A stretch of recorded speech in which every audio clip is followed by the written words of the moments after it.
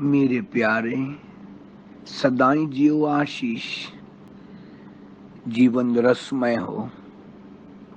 स्वागत है एक बार फिर। मैं सिद्धांत से ज्यादा अपने जीवन के अनुभवों को साझा करना पसंद करता हूं। इस बात को 8 महीने हो गए। फेसबुक पर एक प्रेमी सज्जन जुड़ी जो कि काफी समय से परेशान थी, और परेशानी कुछ नहीं, पैसा खूब है, प्रचुर सुख सुविधा भी है। परेशानी क्या है? बहुत ज्यादा जान गई है, सोच गई है, इतना पढ़ गई है कि पूछो मत। बाहर किसी यूनिवर्सिटी में लेक्चरर है, शांति की खोज में मुझसे जुड़ी और बोली, Laddu Gopal, I want peace at any cost, help me my boy. मुझे तरस आ गया, मेरी मां की उम्र की। मैंने जब उनकी सिचुएशन को पहचाना तो मैं हैरत के रोग नाम की चीज नहीं, फिर भी रोगी। ये तो हैरानी है। किसी का रिश्तेदार लाखों किलोमीटर दूर शरीर छोड़ दे, मानो हजारों किलोमीटर दूर कहीं किसी कंट्री में उसका शरीर पूरा हो गया, और उसको अपने देश में ये मालूम नहीं है कि वो मर गया है, तो क्या बताओ, उसको दुख होगा? न होगा। क्यों?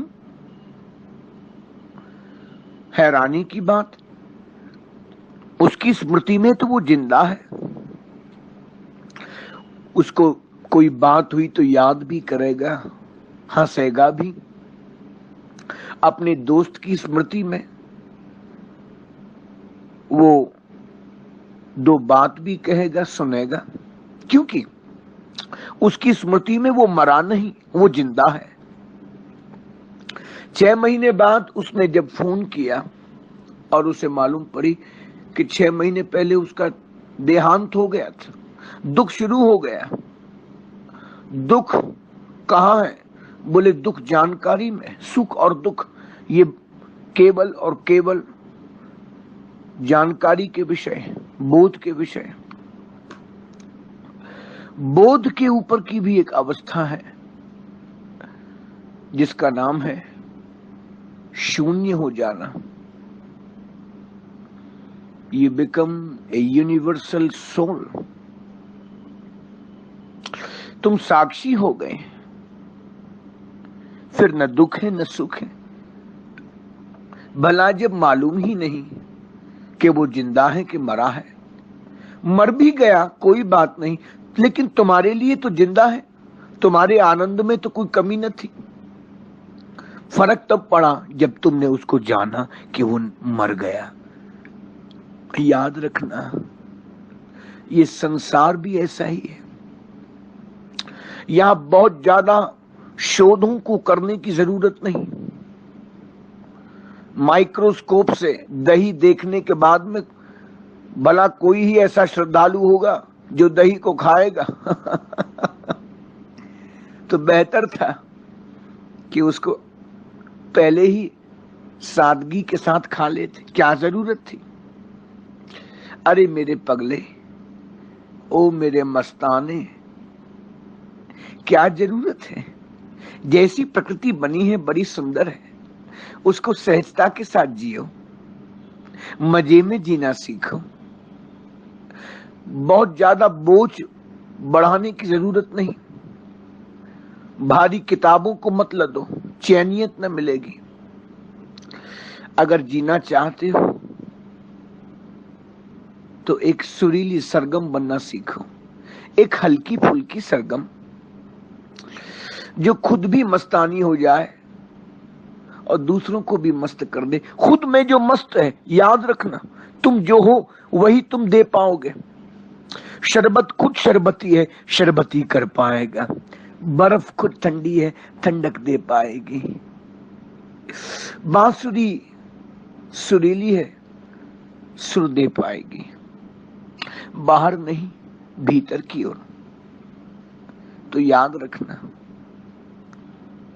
आज का सूत्र मैं एक बार दोबारा से दोहरा देता हूं। अपने जीवन को यथारूप आनंद लेना सीखो। तुम्हारे पास जो आ रहा है, what I deserve I got, what I deserve I am getting, what I deserve it will appear naturally to me। उसके लिए युद्ध नहीं करना, उसके लिए अत्यधिक रूप से बहुत ज्यादा वैज्ञानिक बोधात्मक अवस्था से कुरेदना नहीं है। केवल एक सहज कलाकार की तरह सरगमों में भीगना है। जीवन रसमय हो। आज इतना ही। सदाई जियो, सदाई प्रेम। आपका लड्डू गोपाल।